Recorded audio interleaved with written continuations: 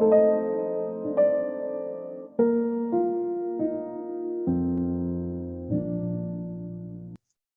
the allocation of business by the Government of India, which has been amended on 5th February 2019. Just I have taken that particular page. It clearly says that the coordination and determination of standards. This is the allocation of business to the DARE, Department of Agriculture, Research and Education, by the Government of India. That the coordination and determination of standards in institutions for higher education or research and scientific and technical institutions insofar as it relates to food and agriculture, including animal husbandry, dairying, and fisheries. So that is with the DARE, and on behalf of DARE, it is done by Indian Council of Agriculture Research. If you see, sir, the publications, very satisfactory figure. I have given just a brief, not the individual list of all the publications. And if you see the more than 10 NAS rating, so we have in these last 3 years 130 papers, and 6 to 10 we have 275 papers, less than 6 to 561, and without impact factor, NAS impact factor, they are 142. In addition to this, we have also conducted a study for the faculty research effectiveness of the students, for the faculty in the agriculture universities, and that has increased from 21.2 to 29.2 after this incorporation of National Agricultural Higher Education Project. That figure, based on the data provided by the university, we have just found. Another, sir, good satisfactory progress, which we can be all proud of, is that the publications growth after this SARA has been included. SARA, Consortium of E-Resources in Agriculture. So in 2007, the SARA was started, and before that SARA, so that means the baseline, we were 11th rank in the world with these 5,521 publications. But now there is a global ranking of 4, and we have surpassed in these years after this free access of this consortium e-resources, which we provide to all institutes and to all universities. We have surpassed UK, Germany, Japan, Canada, France, Australia, and Spain. Earlier we were just behind them, and now we are really a very satisfactory position. And similarly, if you see in the Asiatic region, as per this SIMAGO general rank, and then based on the Scopus data, then again in India, in the Asia, we are number 2 presently, sir. Sir, the course curriculum, which recently in the last 3 years, which we have developed, it mainly we have started around 250 vocational courses, and they mainly orient towards the communication skills, industry-oriented courses, the entrepreneurial skills, and the specialized taught courses which are required by the local community. And the details of all these courses are also listed here, that what are those industry oriented courses and other things. But the important thing you can see that the 36% of the beneficiaries, I have taken the figure only for the 58 courses, they belong to the industry oriented courses, and 46% is by the communication skills. So there are a lot of persons who are coming to attend these courses.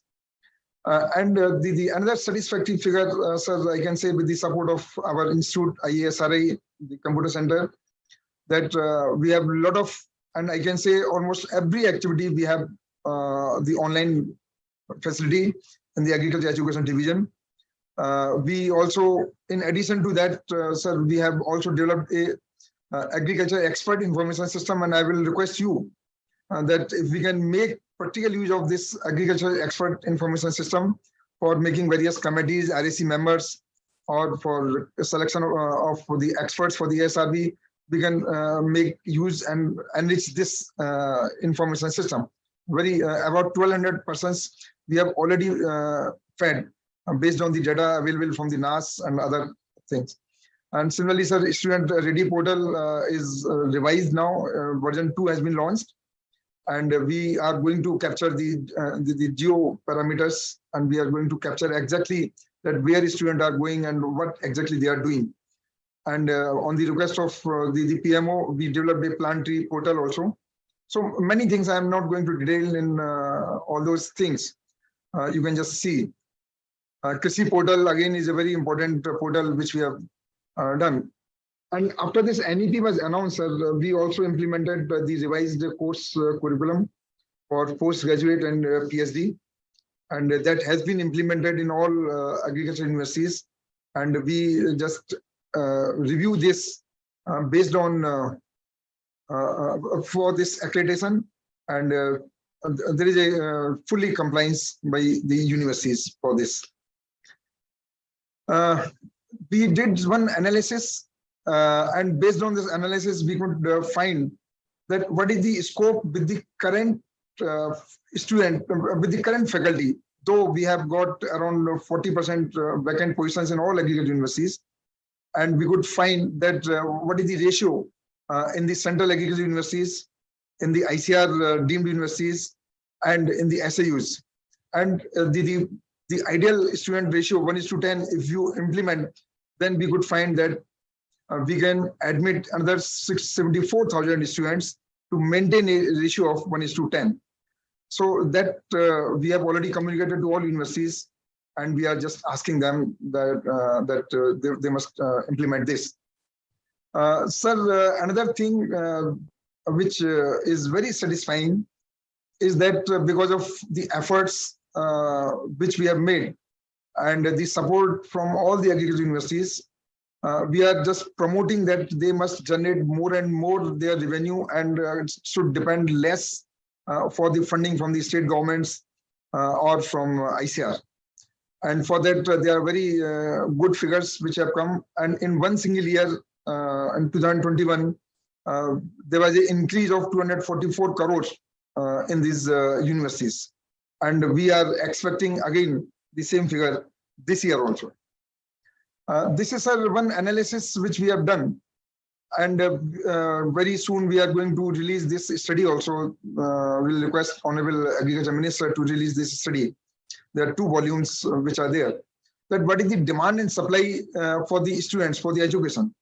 And we can find that including the private universities and the government universities, there is a supply of in 2020 of 4.9 lakhs, but there is a demand of 9.6. And for this, all the industry, everybody, Niti Aayog, everybody was consulted. And based on that, and based on some statistical models, we have found that what is the requirement up to 2040. And the maximum requirement is for the UG level students. And similarly, we have given the analysis for PG and PhD also. This demand is expected to grow at a 3.5% compound annual growth rate from 9.5 lakhs to 17.7 lakhs from 20 to 40. So this is another very important slide. And the additional colleges which are required by 2040. And this, once approved, we are going to share then with the state governments that what is the demand and how we have to increase the different colleges, veterinary colleges, horticulture colleges, agriculture engineering, biotechnology, and so on and so forth. So additional 552 colleges across the disciplines, they are required to be opened by 2040. So we have to be really prepared for that. And then only we can go ahead with this. And this Krishi course, again, is a very important repository with us, where since beginning till date, all the theses have been digitized and kept at one single place. And that is a very good repository for the students. They highly depend upon this for their referencing purpose and other things. And this repository is on the real time. So we have made it compulsory for all the universities that a student will not receive the degree and he will not be admitted to the convocation until unless it is certified that his thesis has been uploaded on this Krishi portal, on this Krishi course. So which is a very good repository of this thesis mainly thesis, but it also have many other documents for this. Recently, sir, for NIRF ranking, just yesterday I received a call from InflipNet, who is doing the data verification for the NIRF ranking. So they have asked the access of this database through a web service, which we will just provide to them. Similarly, sir, all the schemes of the government for the entrepreneurship, our universities, they have taken care, whether it's a Adult Innovation Mission or the MSME incubation scheme or the Raftar, all we are keeping a track of all these schemes and asking all vice chancellors that they should take full advantage of this. And still we have kept a sufficient provision in our EFC also, that how best we can take care of the incubation centers, because that is the priority now of the government, that how we have to create more entrepreneurs.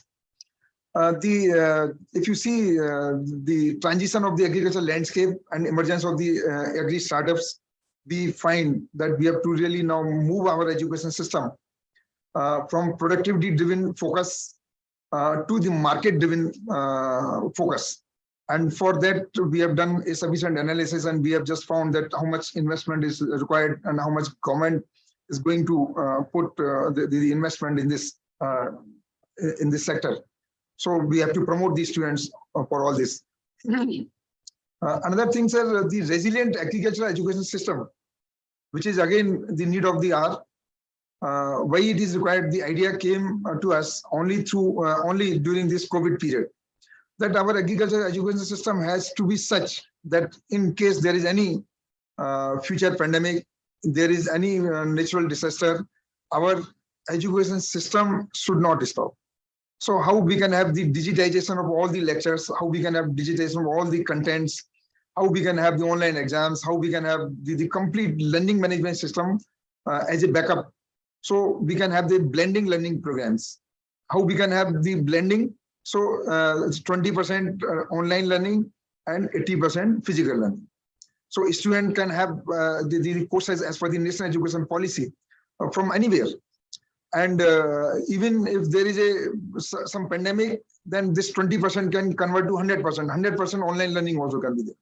But for that, we have to digitize every content, everything, and we have to make it available to all the students. And for that, Honorable Agriculture Minister, he launched our one of the very important portal, and that is your Krasi Diksha portal, on which we have presently, as on date, we have I think more than 3,000 lectures of the teachers across these 74 universities, and that number is just growing day by day. And any lecture can be accessed by any student from anywhere. And not only this, sir, we also conducted one very important meeting with the all Delhi-based school principals. Around 250 principals, they participated, where we discussed that how they want this agriculture education to be taken in the school education. And the different modules at the primary level, at the secondary level, and higher secondary level, they can be taken up. And we are very satisfied. Recently, I'm thankful to the Secretary DARE and DG ICAR. Through him, we wrote a letter to the Higher Education Department, and a committee is formed now with the NCRT to propose the course curriculum for the primary level and secondary level and higher secondary level. So that will be again a very good promotion for the agriculture if you teach the basics and the importance of this agriculture at various levels of the school education. Sir, another very good initiative which we took, that was the global ranking. Again, we conducted one study through one of the consultants, and it took around 6 to 7 months. That document is also almost ready. We are sending for some peer review. And after this sensitization, 2 of our universities, they have already come up for this global ranking, and that is known as QS ranking. It is one of the best global ranking. So first time 2 agriculture universities, they have come to the international forum. Now the third is IARI, which is going to file now. The documents have been put up on that site. and it is being processed. So we are pretty sure that IRA also is going to get this global ranking. And then we have target of around 10 universities, because that is again a very good proposition under this national education policy, that how we have to go for this. So we have divided into 6 parts, and we have informed all vice chancellors that how they have to focus now. Like you must have seen now IARA new website. So that is come out with more student centric, because that is one of the requirement for the QS ranking. You cannot put the photographs of the dignitaries and other things. So it has to be student centric. So we have to focus on market and communication, improving research outputs, industry academia linkages, the data-driven practices, internationalization we have to focus, and the funding assurance. And what are the different parts of this? So everything has been communicated to the universities, and we hope that more and more universities, they will come out with this. And the another thing, sir, which we are going to start now is the PARTH, the primary agricultural rural trained human resources, under which we are going to form the blended groups.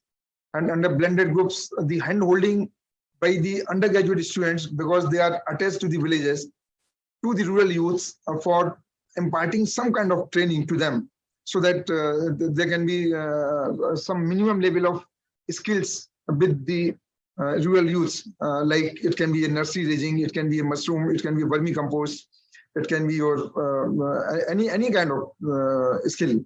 And if they are more interested, then they can communicate, and they can go to the university for further upscaling their skills. One good thing I want to just share with all of you, that today itself, one of the Delhi University teacher, they approached me that in bulk they want all their teachers to be trained for the various aspects of agriculture through the agriculture universities. So I have asked them that please submit a MOU, and we can really help you through our agriculture universities. So like they were interested in mushroom, they were interested in aquaponics, or this many things of this agriculture.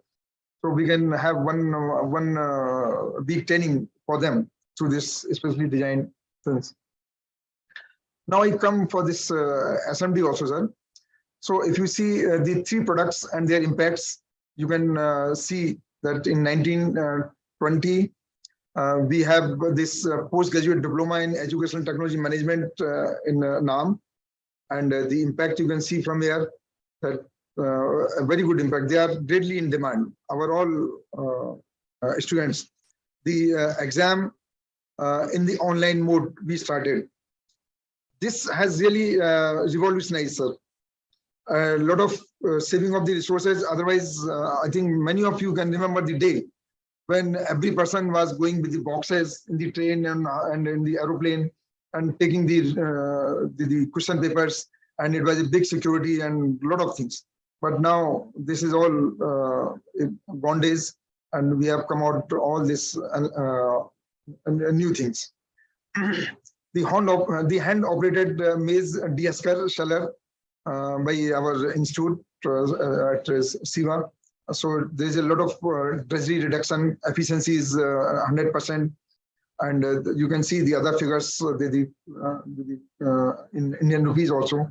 The digital initiatives, again, the Krishi portal has been one of the very good successes. And I request through this portal to all of you that please make maximum use of this Krishi portal. It has every kind of content. It's a video content, it's audio content, the accurate data, your other technologies, many things, whatever you can think of is developed by our NARS is available on this. And we have to really make this the real-time data availability, for which we are already making efforts, and almost it is real-time data available on this. The gender mainstreaming, again, you can see, sir, in the 11th plan, we made a focus through education division that we will give more emphasis for the girls' hostel in our agriculture universities. And that has really paved the way. And before that plan of 11th plan, there was a figure of 20% of the total students, they were girls. But today, they are more than 46%. So that is again a very satisfying figure. The assessment of the farm income and strategy for the doubling farm income, a very important document developed by one of our institute, NIAP, and that document has been put up to the Ministry of Agriculture and Farmers Welfare and is being used by Honorable Prime Minister. In 2021, again we can see another very good things which has come out. We are thankful to the government that they gave us this national education policy, and because of national education policy, we were the first department to formulate a committee to have the roadmap for implementation of that NEP in agriculture education, and it was duly acknowledged by Ministry of Education also that thanks for having such a quick action. And in that, a lot of new things we are going to start. And one of the thing which is visible right now is that the undergraduate programs have been started in ICAR. And the residential requirement to do more gross enrollment ratio, we have exempted. So now the residential requirement is not compulsory, and that also has really paved the way. The academic bank of credit has been implemented, and all the students have been asked to register for this APC portal. In addition to that, sir, you can see the value-added fish products with market linkages like fish likes and retail fish supply chain. The impact you can see that how it has really gone ahead. The startup ecosystems, similarly integrated sample survey by ISRA. This is a very good success story, sir. That app and the system developed by ISRA is being used by Ministry of by Department of Animal Husbandry for the complete enumeration, the integrated enumeration, which involves your head count and which involves your meat and other products. So, so that's very satisfying figure that such thing has been taken up by the Department of Animal Husbandry. Studies on economic impact of 17 ICAR technologies. It was done by NIAP, and they have given the figures that out of the 17 technologies, the annual benefits were in the range of from 9.6 to 14.7 thousand for the 6 technologies, and the another 11 technologies, the figure was from 1.2 to 4.7 thousand crores. So that is the kind of impact of the ICAR technologies you can see. In 21-22, sir, we could release and implement this BSMA report. We could do the digital ecosystem, and the unique end-to-end digital ecosystem is developed through this TELES, and that is by the NAM. The MOOC courses, they are greatly in demand.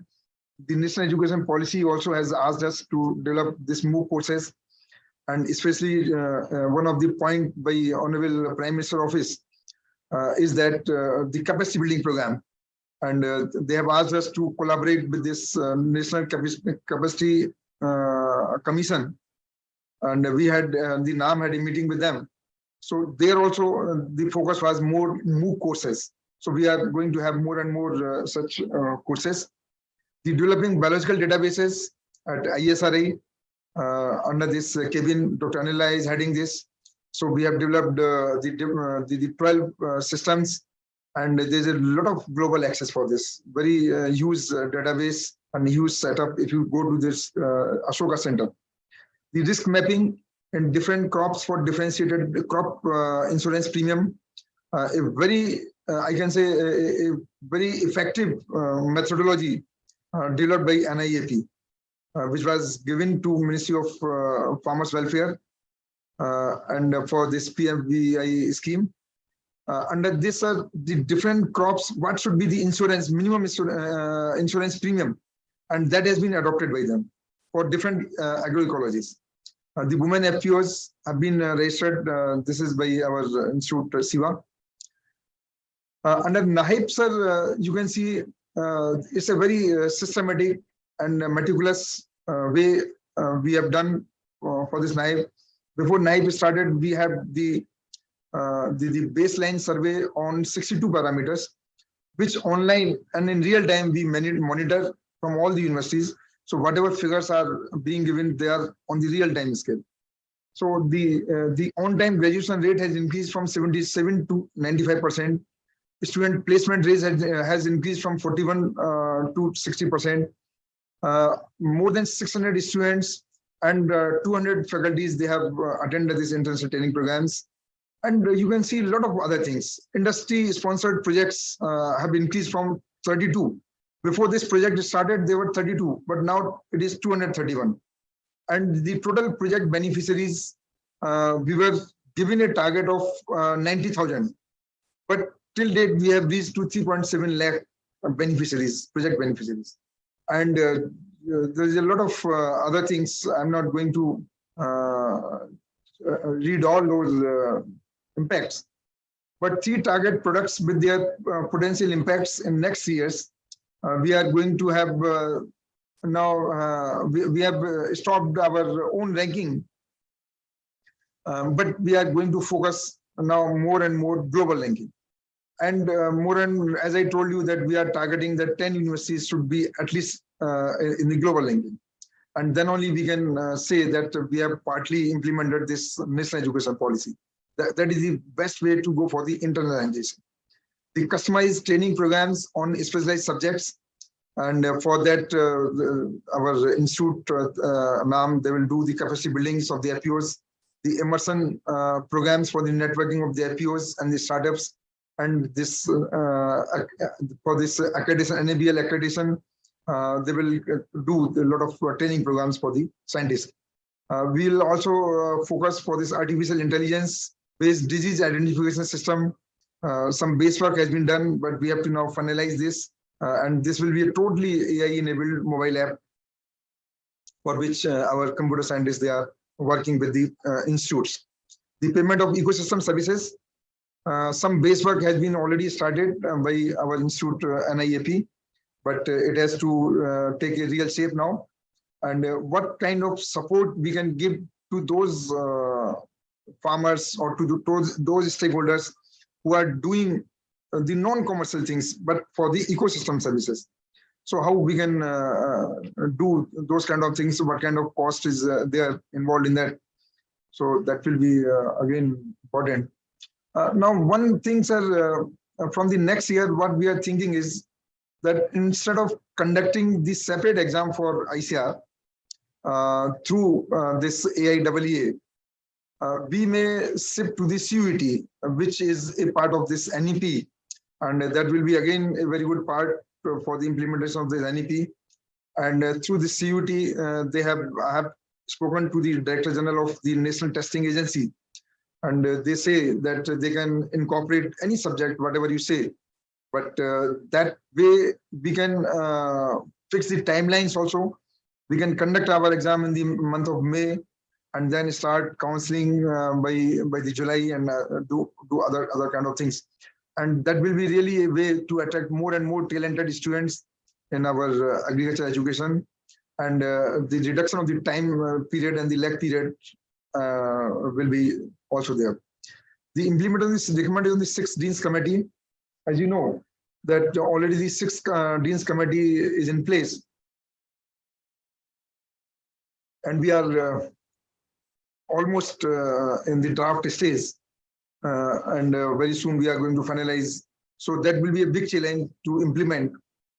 And that we have to do. And that will be, again, as per the recommendation of the NEP, which we are doing.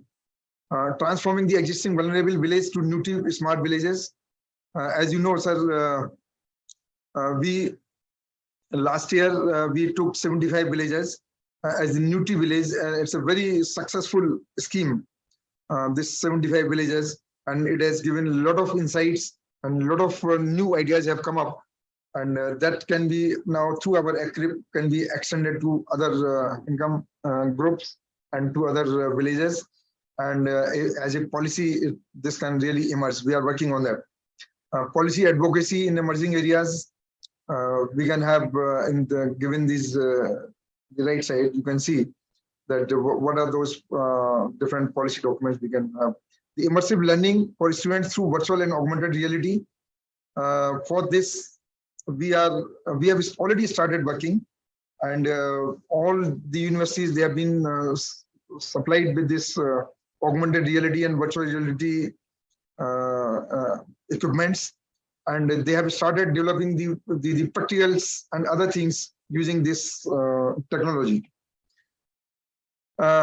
In 24-25, sir, we will have almost, we can say that MOOC as a capacity building tool. So anybody can have a customized training program online. A certificate can be issued, and they can appear online in the exam for that particular training program. So that can really come as a very good tool for providing training to anybody, anytime, anywhere, and totally in a very effective and transparent way. Efficient model for the genomic selection. Again, this group of this cabin at ISRE, they are working on this, and they will be putting more emphasis for increasing the production and productivity of milk in cattle and buffalo by using the databases and different models. Development of efficient algorithm pipelines for the metagenomic data analysis. Again, sir, for this bioremedial products and agriculture, this will be taken up. Some of the recent innovative research initiatives which have been taken by our SMD through these 4 institutes. You can see the identification of the similarity in research studies using the machine learning, the policy implementation framework on NEP through the document of the roadmap which we have developed, the New T Smart Village, as I told, the promotion of women FPOs, custom hiring centers, and the common facility centers for women in agriculture. A lot of good initiatives in the last 2-3 years we have taken through this SIVA, and we have now plans to do a lot of things so that this institute really becomes one of the unique institute in the world, because we have not heard anywhere any institute like the women's in agriculture. So we have a lot of plans for that. Development of the food loss index for India under this sustainable development goal. Machine learning models in complex surveys for crop yield estimation, application of AI and deep learning. Very good work is going on. These very effective initiatives which we took to celebrate this Azadi Ka Amrit Mahotsav was the 75 guest lecture series, highly appreciated. And though we have stopped this number count 75, but still, whenever there is a good speaker, we do conduct such a lecture series. The next is I'm going to conduct, I think, on how to write the papers. I request all of you to kindly join that on 28th. So how to write good research papers. And it's a very good person who is the chief editor of this international journal who will deliver this talk. He has reviewed more than 3,000 papers, international journals. Promoting resilient agriculture education system, assessment of human resource requirement for the next 20 years. That was again a very innovative idea. Waste to wealth, we have given around 5 projects to waste to wealth under NAHIP, like your black soldiers, like many other things. And people are coming out with more and more such ideas, and the students, they are involved in those activities. Green and Clean Campus Awards, which we initiated. Kritagya, a flagship program, sir, which we have started. And this Kritagya stands for Krishi Takniki Gyan. It's a short abbreviation. And we have conducted till date 2 hackathons, and awards have been given. In the first hackathon, we received around 800 applicants. And in the second hackathon, we received around 250 applications. The third is on the way. And maybe on 2nd of December, we are going to finalize the persons for this competition. And we will just put up for the approval. The gap analysis for the global ranking. Again, a very good initiative which we could take. And all 74 universities have been assessed that what is the gap, why they are not able to get the global ranking, and how they should be encouraged to fill those gaps. So all those things we are doing. The Model Act we developed, and it has been presented before Honorable Minister 3 times. And another presentation is there on the 30th of this. So that again, timely we could take action to develop this. And the course curriculum on natural farming, after the declaration by Honorable Prime Minister, we have developed, submitted for the approval. And again, on 30th of this month, there is a presentation for this. Budget is a concern, and you can see that how it is decreasing. The budget available from 19 to 1920 to 21-22 from 406 crores. Today it is not today. Last year it was 266 crores, and this year again it has come to 232 crores. So we have to find really some alternative ways, and we have to see that how best we can go. But the utilization was around 99.36% during these 3 years. And if you see the economic statistics and management, our 4 institutes, their budget, so that is also on the declining stage, from 73 crores to 61 crores, and the utilization was around 98.9 crores. The lot of resources we generate through our education division. Just for 1 year, last year itself, they are the actual figures, around 6 crores we could generate through our education division by counseling and by the accreditation fees which we charge. And the institutes, they achieved around 3.32 crores. The target was 1.84 crore. But now we are expecting that we may cross this to 11 crore combined by education division and the institutes. The initiatives for the resource generation and target amount, we are proposing that there can be some off-campus programs for both public and private institutions, educational programs in the self-finance mode. A lot of revenue is being generated by NAM through this PG diploma, these 3 PG diplomas. So that can again pave the way. But the only way is we have to find the way to use that fund, whatever is there. Leveraging digital technologies in the education, like the MOOCs, there also we can start charging something and get more funds.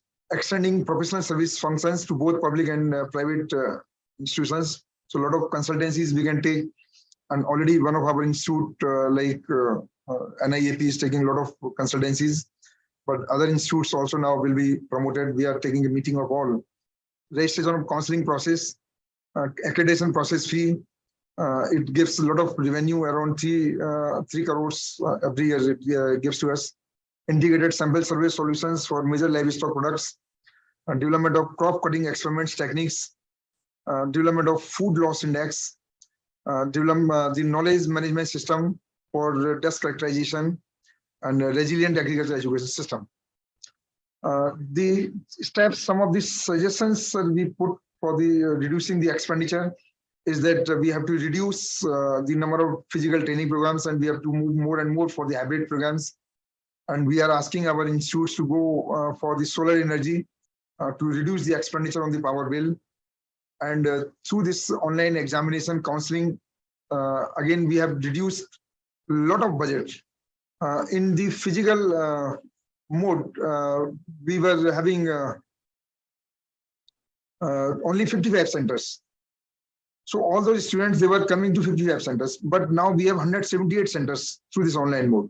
Number of applicants, earlier it was just 1.23 lakhs, but now it is 1.9 lakh students who are appearing.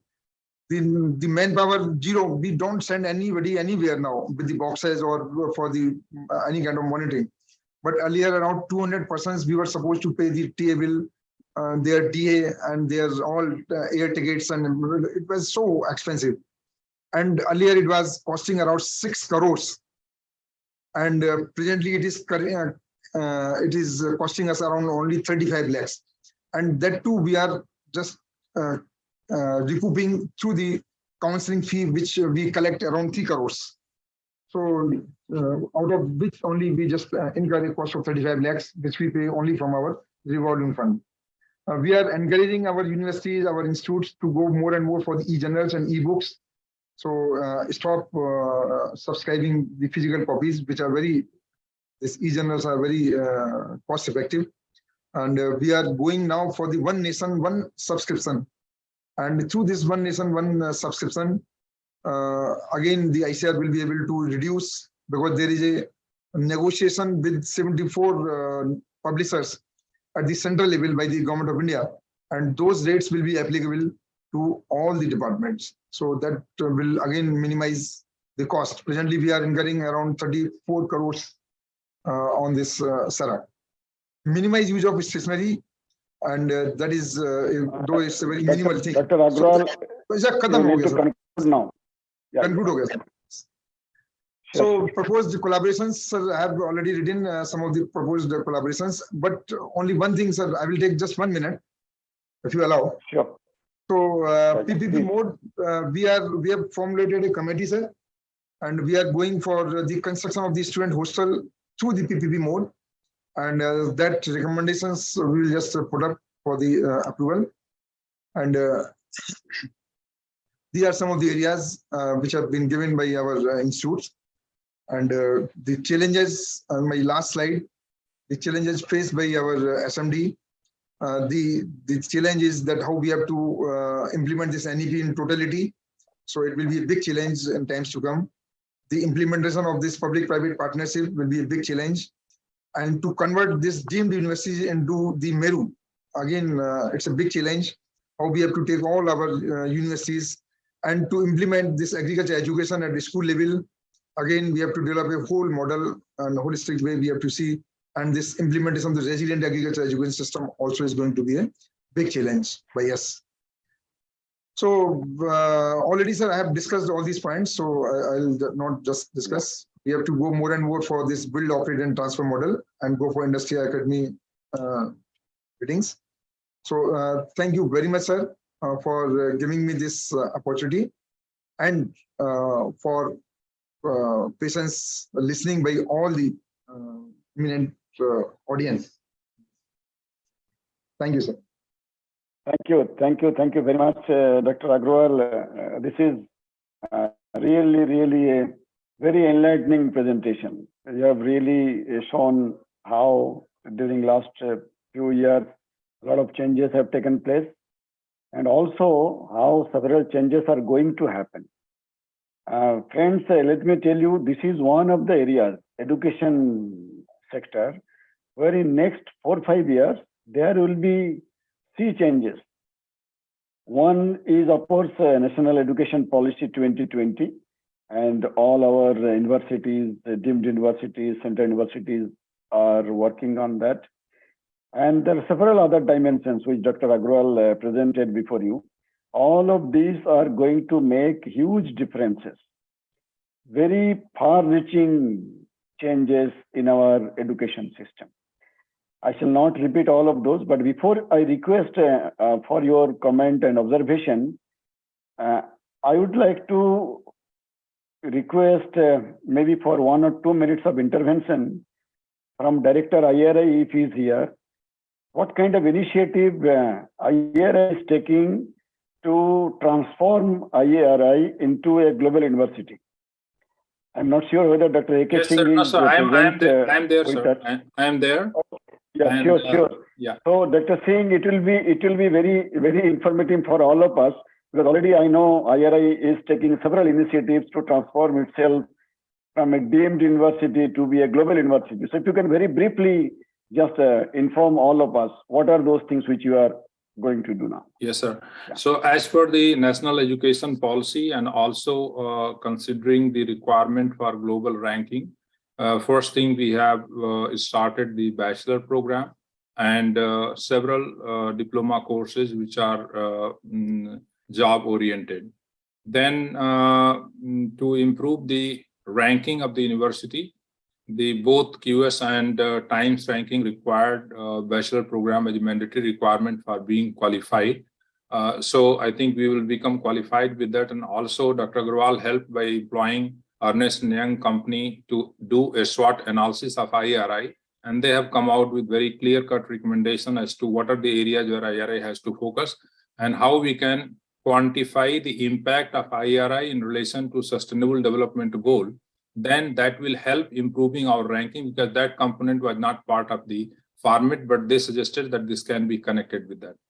Also, sir, as I presented before you, and you also suggested, soon I'm going to have the meeting with the institute directors on crop science and natural resource management in particular, to have a mega university, IRI as a mega university, where these institutions can participate with their faculty and other resources for doing the master's program and PhD program enrolled in the respective institutions.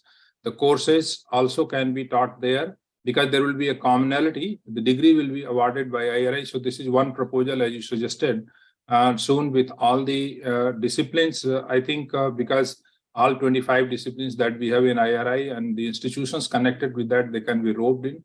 Likewise, I think for NDRI can do initiative for a respective discipline, and IIBRI can also do.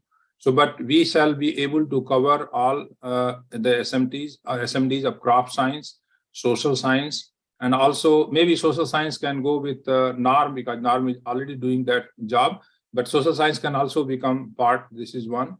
And at the same time, the natural resource management and engineering, as well as agriculture, so crop science division, this can come together. For enhancing the internationalization of agriculture is another key area, by absorbing more students from foreign countries under self-financing scheme and other government schemes. So for that, we are also going to open shortly, because 35% enrollment of foreign students is happening in MIT and lovely professional other universities. Our foreign students enrollment is only 3%, and this has a clear effect on our global ranking. Likewise, international faculty. So last time we had this Vaishvik Bharati Vaigyanik Sammelan, and in that some 120 universities we had discussed with, and those faculties, the Indian diaspora, they are ready and they can join as a faculty in IRI, and online teaching can be facilitated. So these are few initiatives, sir, that we have taken, and hopefully we will be able to achieve the targets. Thank you, sir. Thank you, Dr. Singh. I think these are going to be very, very useful. Very quickly, if I request Director NDRI, if you can very quickly, maybe in a minute or so, any initiative which you have taken towards transforming NDRI into a global university, or maybe we can request IVRI. Dr. Dheer Singh is there already. Dr. Dheer Singh. In the meantime, let us go to IVRI.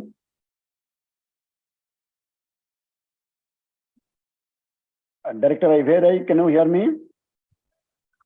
Unmute. Yes, sir. Good afternoon, sir. I am Mehndi Ratta from IVRI, sir, Joint Director Academic, sir. हाँ doctor बताइए. Sir, we have initiated process for many diploma and certificate courses. So very shortly we will be going to have academic council meeting, and in that we will be going to propose so at least 7 to 8 certificate courses and 5 to 6 diploma courses, sir. Good. Sir, may I interrupt, sir? Pardon, sir? Okay, Doctor, please go ahead. IVRI. Dr. Mehndi Ratta. Yes, sir. So my only suggestion is that because we are having limited faculty and our other resources are very limited, so if we will be giving more credit to faculty, those who are involved in teaching, maybe we can modify that APR system, that reviewing for APR system, so that the faculty member, those who are giving more time to teaching, there should be get credit for that, sir. This is my suggestion, sir. No, that's good. No, what I was requesting you to inform all of us, as like IRI, they have already initiated the process of transforming IRI into a global university. So our expectation is, or aspiration is, that NDRI, IVRI, and CFA also should be working in this direction, So at least 4 or 5 of our institutes, deemed to be university institute, should be moving towards that. So after, say, in a time frame of 4 years, 5 years, or 6 years, Yes, sir, actually. besides implementing national education policy, we all have to implement that one, but we also move towards having a global aspiration. And that's what I shall request Dr. R.C.Agrawal, sir, probably one day we can have a meeting of all our DUs, deemed universities, as well as central universities, to have a kind of common framework so that all of us will be able to follow that. Let us listen from NDRI, if Dr. Yes, Singh is with us. Sir, I'm Dr. A.K. Singh, Joint Director Academics. Sure, Dr. Bataiye. Very good afternoon, sir. Sir, we have also initiated on the similar line, like we have a very flagship program under this BTech, the dairy technology. We are also going to have a separate course related to either dairy engineering or maybe the BTech in food technology, so that we can increase, because we have sufficient infrastructure and the facilities. And then on similar line, we have initiated some dialogue with the various animal science institutes, where we can introduce some courses related to the mostly livestock production management, and some courses like in LPT or in dairy technology also.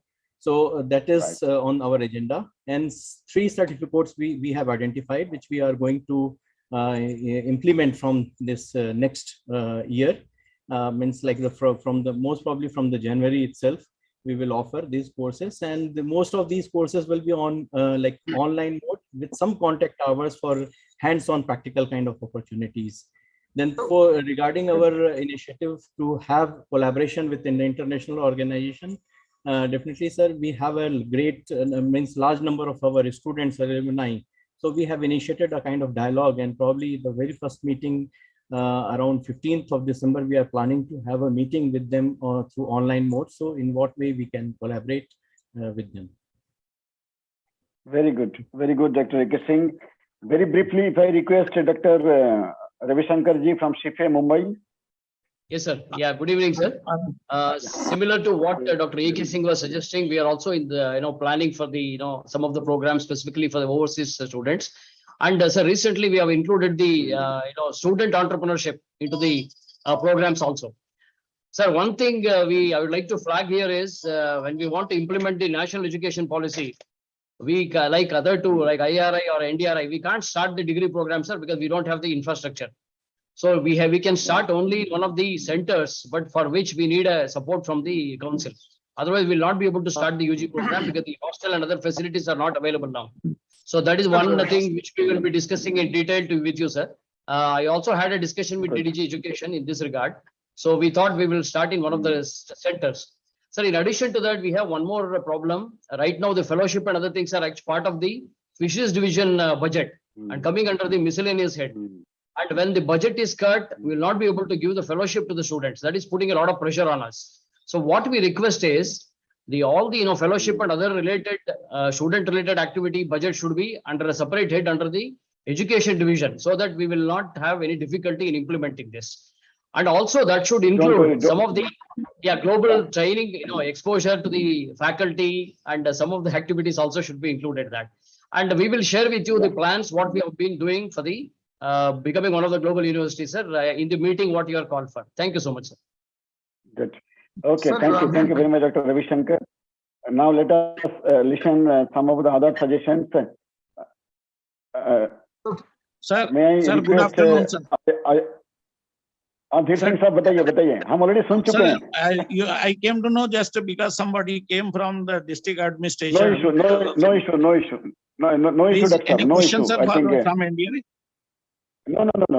It is already covered. Joint Director Academic of India is already informed about this. Thank you very much, Doctor. Thank you. Go to ICAR Bangalore. Thank you, sir. First of all, I would like to compliment DDG Education for this wonderful talk. And okay. That okay? Yeah, am I visible? So, sir, I just wanted to ask that can we have ICAR as one university under Meru category as per NEP 2020?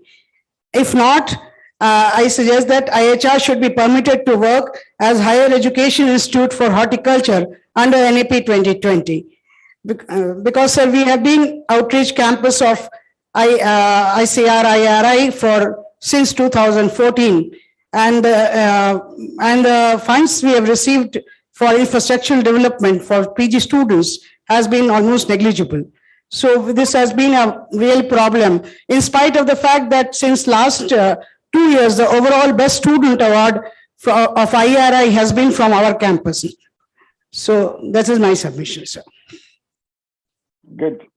Yes, madam. Actually, the discussions on various models were going on, whether our deemed universities or central universities would be upscaled, or ICAR will be working as one university and then other constituents will be different colleges or stations. So we shall come out, but at this point of time, IIHR is the outreach campus of IARI, and I think that part should be strengthened. If there is any kind of difficulties in implementing that particular program, let us work on that to sort it out.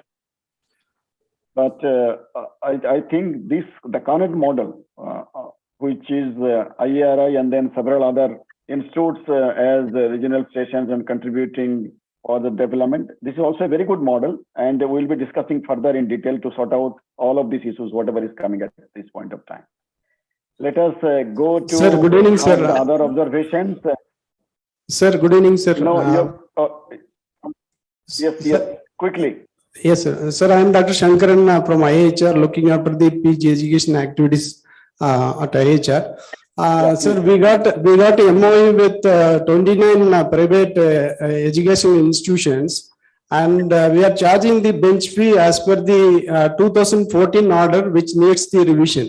What I shall request you. Yes, sir. Is minor details. Yeah. Should be discussed individually with the concerned person, because here you cannot take a decision of all these smaller issues.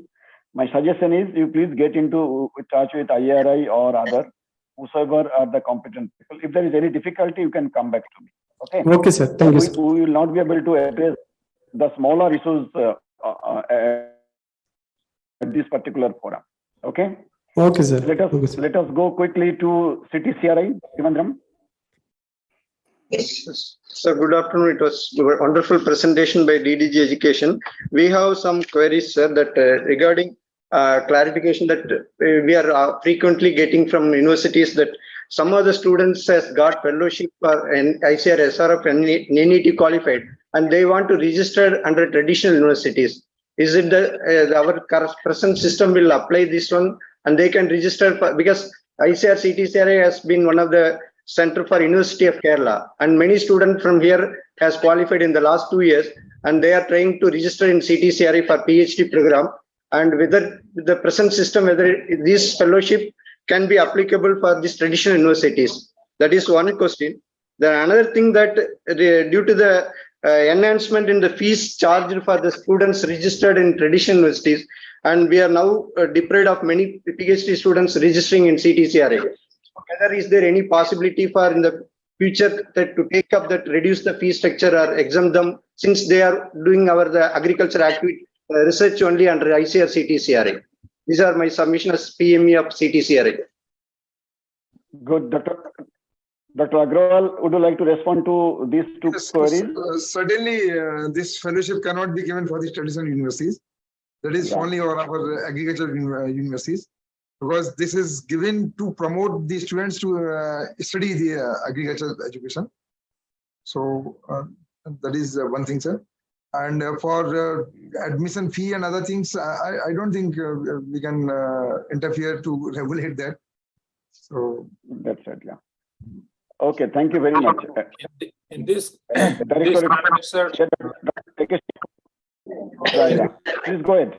In this context, I would like to make one point, that our students who are working in different projects as a SRF and registered with other universities for their PhD program is good way of developing human resource, that is fine, but long-term run, I think we have to find out a solution, because the IP of all these inventions is going in the name of intrusions. If they start claiming any university, for example, Lovely Professional or MT University, for there, because the student is getting degree from there, including varieties development, technology development, which is outcome of the PhD program of the students, would become a claim by those universities. So we have to find out some solution and have very clear understanding on that. So when we meet Dr. Singh, that time we can discuss, there's a secretary has asked that call a meeting. So this issue can be discussed there.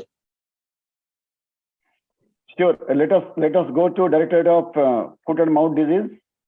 DFMD. Sir, good afternoon, sir. This is Dr. R.P. Singh, sir, Director of DFMD. Sir, I have one observation from Dr. R.C.Agrawal sir's presentation. It was a wonderful presentation, but sir has shown that there is an enhanced number of publications. From 16th rank, we have reached to the 4th rank, global ranking, as far as number of publications is concerned. But during one of the studies at IVRI, they have seen that there was a decrease during 5 years study. There was a decrease in number of publications, but the impact of publications has increased.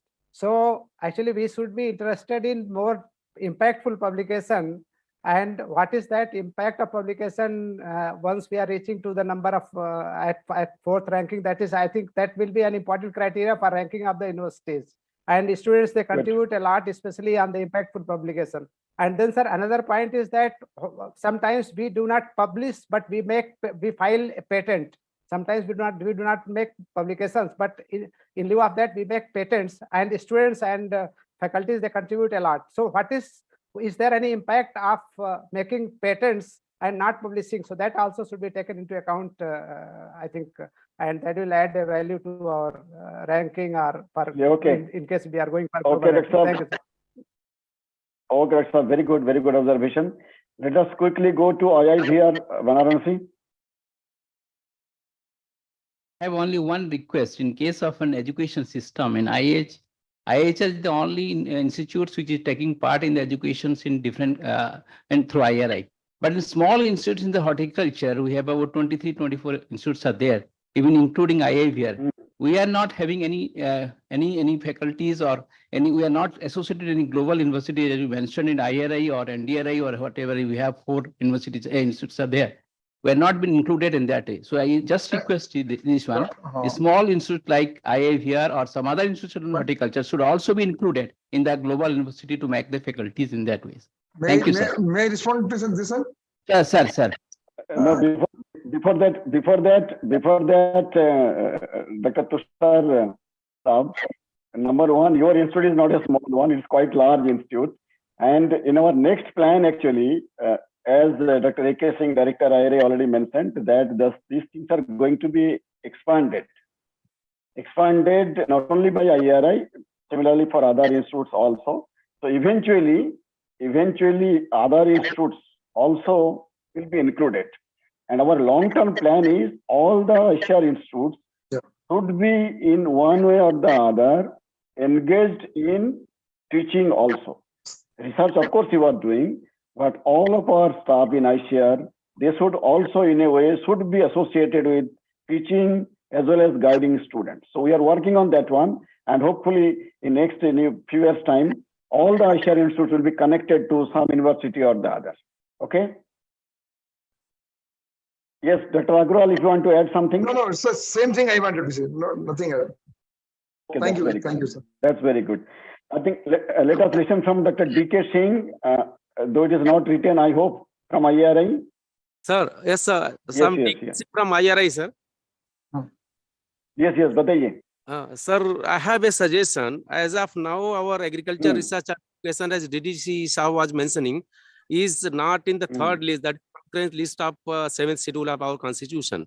And other higher education and agriculture is in the concurrent list. So will it be possible for us to take up this with the government to bring it to the concurrent list? That is list 3 of our constitution of schedule 7th. Quite larger issue, Dr. Singh. But let's see. The point which you have raised, it is also raised in several platforms. Let's see what happens. But this is not going to be so easy. It has to be a Sir, kind of so- amendment of the constitution also. So let's see what can be done. Okay, Can sir. we go to ICAR NIAP, Dr. Birthal? My colleagues have some suggestions. First, Dr. Premchand and Dr. Sure. Aspirations. Please. Thank you sir मेरा एक suggestion था sir actually rural background से अपने बच्चे होते हैं वो उनको प्रैक्टिकल एक्सपोजर अच्छा होता है बट एक्चुअली वो कम्युनिकेशन स्किल में लैक करते हैं so we should have some weightage for them in admission of UG and PG courses in Sure, good. Dr. Akash. Any NIAP? Very good evening, sir. We have been seeing that the startup culture is increasing in our entire agriculture ecosystem, and Government of India is promoting through RKVY, Manage, and many other schemes. Can we think of making our BSc program more entrepreneurship oriented? Like we have rural agriculture work experience for the last semester. Can we think of converting this to agri entrepreneurship program? We can have industry linkage and then we can have bank linkage program to promote more startups in agriculture. So this is one thing. Another thing is that to improve the quality of research, we need some higher grade of technical manpower that is beyond RA and SRS. So can we think of some common guidelines for hiring that trained intellectual kind of manpower, maybe in higher grade kind of thing, some contractual manpower? My humble submission, sir. I think both the suggestions are very good. Let me tell you, in your first part, this is already a part of national education policy that skill development, employability, and all other things should be taken care of. So it is already being taken care of. Second part, of course, we can discuss. And certainly, we would like to consider your suggestion in a positive spirit. Dr. Rane?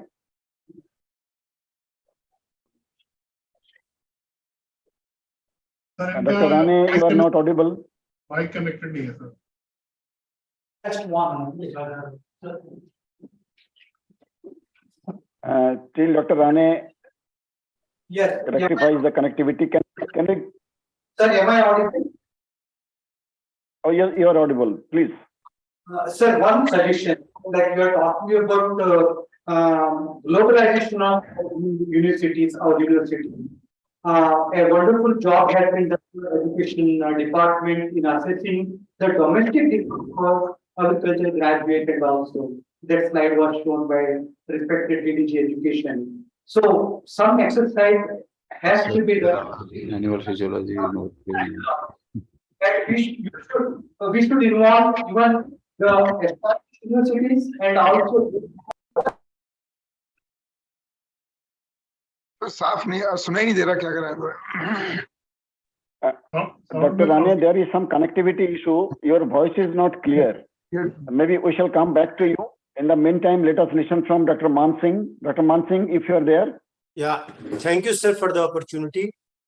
सबसे पहले तो मैं doctor R.C. Agarwal साहब को बधाई देना चाहूंगा. उन्होंने राष्ट्रीय शिक्षा नीति को स्पर्श करते हुए काफी व्यापक और अच्छी बौद्धिक खुराक दी हमें. इसके लिए बधाई. पहली एक बात मैं कहना चाह रहा था, जब इन्होंने जिक्र किया कि हम नेशनल टेस्टिंग एजेंसी को अप्रोच किए, जैसे सेंट्रल यूनिवर्सिटी एडमिशन टेस्ट के लिए जो प्रक्रिया है वो फॉलो कर रहे हैं, क्या हम ऐसा सोच सकते हैं कि जो नीट से जो मेडिकल साइंस में नहीं जाते हैं, बच जाते हैं, उनकी मेरिट रैंकिंग को भी हम आधार बना लें? जैसे दुनिया के अन्य विश्वविद्यालयों में 3, 4, 5 तरह की टेस्टिंग को इंटरनेशनल स्टूडेंट्स को अट्रैक्ट करते हैं, चाहे हार्वर्ड हो, ऑक्सफोर्ड हो या स्टैनफोर्ड हो, बहुत सारी यूनिवर्सिटीज.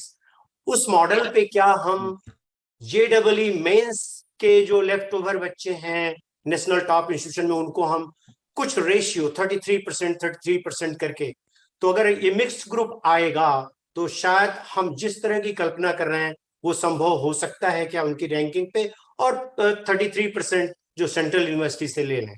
ये हम बात कर रहे हैं कि अगले 10-12 साल के लिए. दूसरा, जो हम लोग ग्लोबल रैंकिंग की बात कर रहे हैं, अगर हम ग्लोबल रैंक में देखें तो Indian institute of science, IITs ये 200-300 रैंक के आसपास के बाद आते हैं. तो अगर ये जो टॉप हमारे कंट्री के रैंकिंग इंस्टीट्यूशंस हैं वो वर्ल्ड रैंकिंग में 200 के बाद आते हैं, अगर हमें एंट्री लेनी है 1000 के अंदर भी या 400 के अंदर भी, तो हमें जो हम इस तरह से अभी तक करते आए हैं इसमें हमें बदलाव करना पड़ेगा। वो बदलाव करने के लिए मैं कई कुछ अच्छी किताबें जब पढ़ते हैं तो उसमें लिखते हैं कि हमें अपने आप को चैलेंज करना चाहिए रादर दूसरे को। तो एज ए इंडिपेंडेंट थिंकर मैं एक सबमिट करना चाहता हूं वेरी रेस्पेक्टफुली, जो हमने ऑब्जर्व किया 33 इयर्स में कि एग्रीकल्चरल साइंस प्रोफेशन में ये एक ऐसा एक्सेप्शनल प्रोफेशन है जिसमें इसके एलिवेटेड लोगों की जो चिल्ड्रन सेकंड जनरेशन है वो एग्रीकल्चरल साइंस में जाना नहीं चाहती है और पेरेंट्स भेजना नहीं चाहते हैं।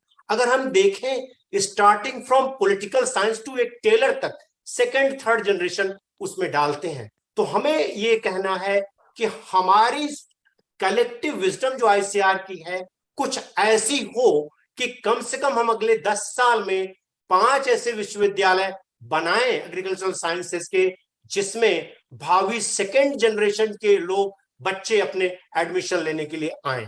ये मैं बहुत ही लंबे समय से ऑब्जर्व किया हूं। मुझे लगता है कुछ ऐसी आइडियलाइज्ड सिचुएशन जो ये मौका है कि नेशनल एजुकेशन पॉलिसी अब आ रही है इंप्लीमेंटेशन के स्टेज में है, तो कुछ चीजें जो हम लोगों की इनर्शिया है हमें उसे छोड़कर इस तरफ कुछ नए कदम उठाने चाहिए। उसका विरोध हो सकता है लेकिन ऐसे बात बन सकती है, तब हम अगले ग्लोबल रैंकिंग में जाने में हमें शायद सहूलियत होगी। ये मेरा सबमिशन है पूरे हृदय से, क्योंकि अब सिस्टम में हम लोग कुछ महीने रहेंगे लेकिन हमने कहा कि ये चीज करें। धन्यवाद डीजी सर, आपने हमें समय दिया। आई एम सॉरी थोड़ा अगर ज्यादा समय लिया। ओके ओके ओके मान सिंह साहब बहुत बहुत धन्यवाद, बड़े अच्छे सुझाव है पर विचार हम करेंगे। Doctor Rane back to you. समझ लेते हो पहले से। Hello, am I audible? Yes, sir. I was referring to international assessment of agriculture demand, focusing at least the South African countries and other developed countries in the same way as a domestic assessment for the agriculture graduate has been done by education department, and that will give us a lot of scope that will for globalizing the universities, agriculture universities that we have, particularly the under ICAR, involving not only those established but also upcoming, including the 3 deemed universities newly formed. That's what the suggestion, sir. Thank you. Thank you very much, Dr. Rane. Very good suggestion. Any other observation? उसे समझना, हमें समझ के क्या करूँगा? So, sir, just I want to supplement from ICAR, sir. Yes, please. Sir ICAR में already हम जो हमारे PG स्टूडेंट्स हैं, हम जितने भी एनिमल साइंस इंस्टीट्यूट्स हैं उनको हम फैकल्टी मेंबर बनाए हुए हैं ICAR में, और हम रेगुलर उनको स्टूडेंट्स भेज रहे हैं रिसर्च के लिए। सर हम 1 साल यहाँ टीचिंग कंप्लीट करके फिर 1 साल वहाँ रिसर्च करते हैं, जितने भी ऑल एनिमल साइंस इंस्टीट्यूट्स हैं sir, that we are regular doing from last 5 to 6 years. Then, sir, this year in UG also we have increased 20 seats, and out of this we have also included paid and NRI seats, sir. And also in that certificate and training courses, so we are encouraging participants from foreign country. So now also one training course is going on where participants from Sri Lanka and Nepal, they are participating, sir. Thank you, sir. ठीक है, okay, doctor. Thank you very much. Dr. Tripathi. Dr. Tripathi, if you can hear me. Yes, sir. Thank you. So this is in addition to what a graduate academic from India and ICAR has said, and also you have said also. The plus point with ICAR and ICAR is that we have already started UG program in our both institutions. ICAR has also started during the last 3-4 years, and first batch of student has already come out. So there's a possibility of increasing a student from UG, PG, and PhD, for which we need infrastructure.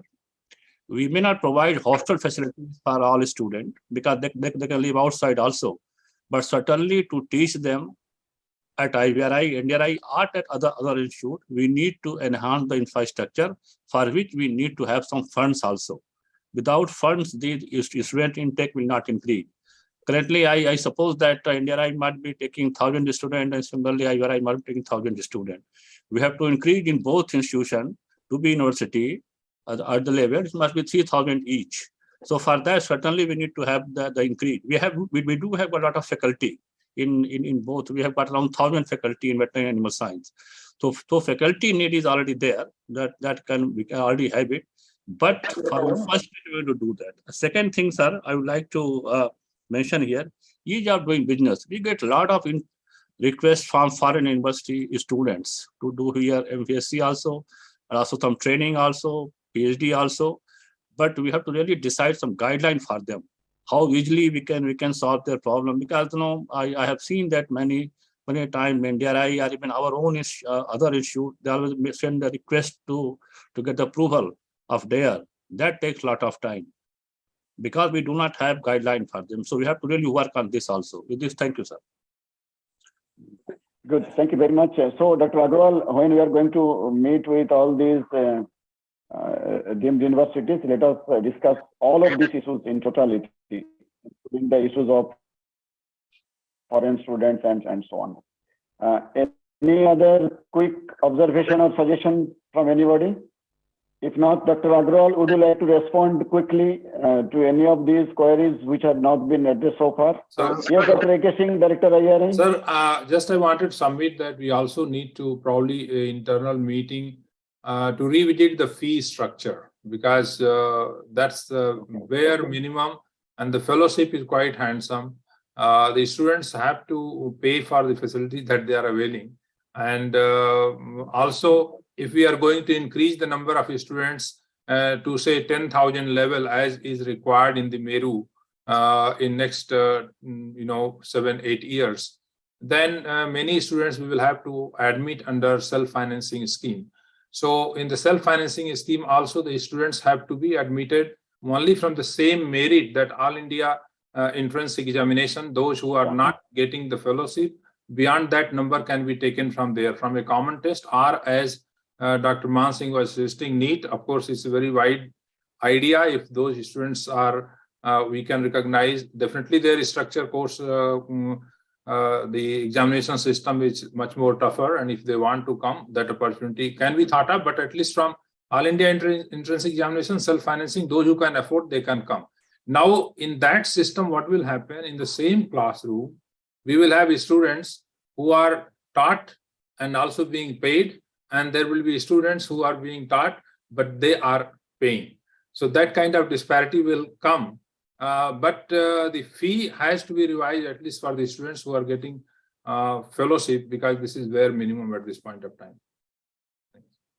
Thank you, sir. Good, Dr. Singh. I think we really have to take many decisions which may not be liked by all of us. But then these are the need of the hour, and I think we all should be ready to take some kind of tough decision and maybe some kind of unconventional decisions. This is the need of the hour. See, lots of changes are happening, which are also not so conventional, and we are taking decisions. So in a similar way, we have to take decisions. But of course, every decision, my friends, let me assure you, whatever decision we take, those will be taken after due consultation with all of you. So nothing is going to come just one man's idea or two men's idea. It will be consulted. Your views, your opinions will be taken at every step, and then only we shall go forward in implementing any of those ideas. Now we are collecting the ideas, and any idea is a good idea. You do not know which one is going to click and which one is not going to click, but please give your ideas. So before I request Dr. Agrawal, I think one more hand I can see from CICR, Dr. Prasad. Sir, thank you for this opportunity. Just out of concern only, I wanted to ask this, just to bring it to the notice of DDG Education. Sir, while projecting the supply-demand, assessing the supply-demand gap for growth of students and requirement of colleges in agriculture by 2040, the existing mushrooming of private colleges and the burden that is lying because of lack of faculty on agriculture universities, that is the ground situation now. In addition to the gap in growth in student intake, there should be some clear assessment of existing ground situation of paucity of faculty and burden on agriculture universities, and how we need to match the faculty requirement, at least in number of positions that are there. So that also need to be incorporated into the document. That is my submission, sir, humble submission. Thank you. Sure.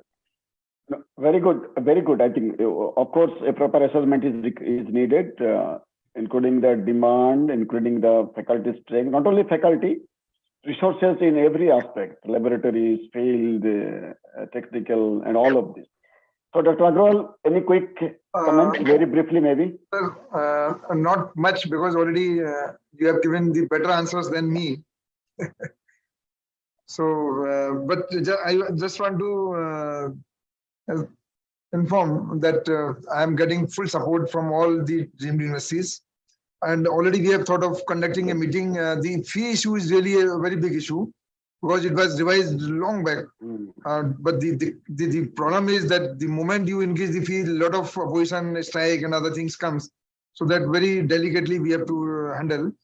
And this various kind of admissions fee structure, we have to just think that we have to focus more on the quality education and not the free education. And for that, we have to have different kind of models. It can be a paid seats. Once a student is ready to pay 4 lakh rupees fee in the private university, why he cannot pay 4 lakh rupees if he is coming to IRA, to NDRI, to our IVRA? So that kind of permissions we have to really give, that, okay, these are the paid seats, these are self-finance fees. For international students, we can, like, I can give you examples like Gadvasu. You know, for doing BBSCH, for the NRIs, they are charging a fee of around 80 lakh rupees.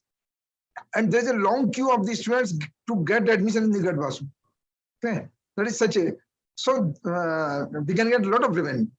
So all those things we have to really allow, and we have to be very fast in getting and giving the approvals for all those things, instead of putting in the recurring loop.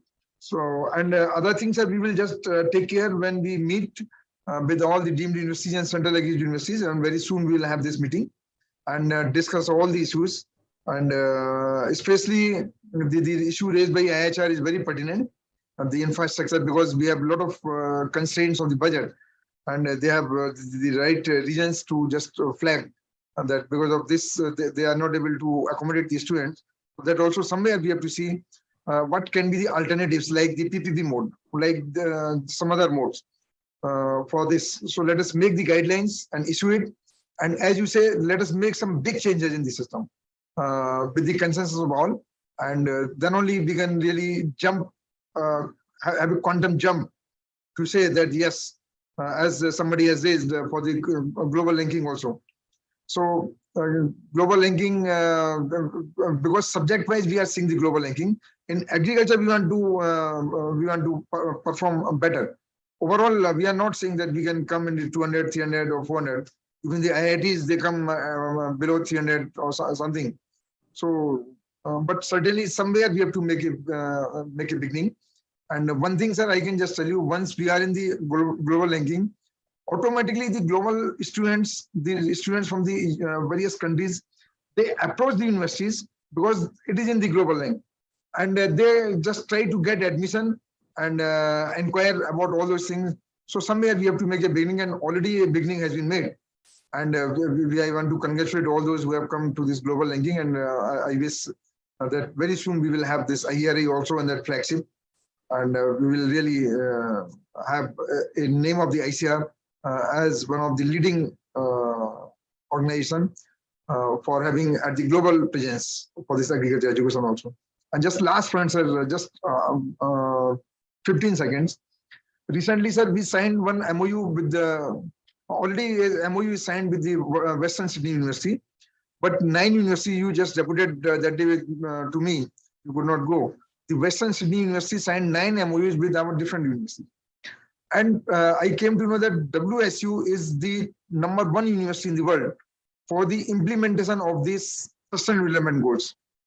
But we are also doing so much work. So why don't we make efforts to assess that how much impact we have made to have this contribution for the sustainable development goals, and maybe we are also ranked in the world.